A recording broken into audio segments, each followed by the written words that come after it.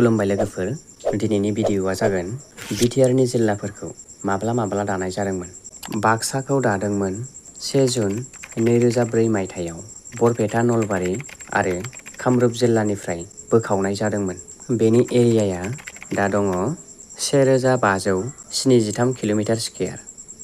चिरांखौ दादोंमोन 4 जुन 2004 मायथाइयाव बोखावदोंमोन बङाइगाव आरो क'क्राझार जिल्लानिफ्राय। बेनि एरियाया 1974 किल'मिटार स्कुवेर। 14 जुन 2004 मायथाइयाव उदालगुरि जिल्लाखौ बोखावदोंमोन दरं आरो सनितपुर जिल्लानिफ्राय। बेनि गासै हानि बिबाङा 2012 किल'मिटार स्कुवेर। बेजों लोगोसे क'क्राझार जिल्लाखौबो गोदानै महर होदोंमोन BTR आव।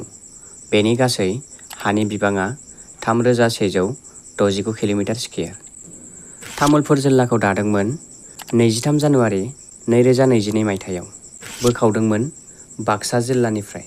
गासै बेनि एरियाया दङ 884 किल'मिटार स्कुवेर। बाखि जिल्लाफोरखौ मिथिनो थाखाय चेनेलखौ साबस्क्राइब खालामना ला। गोजोन्थों।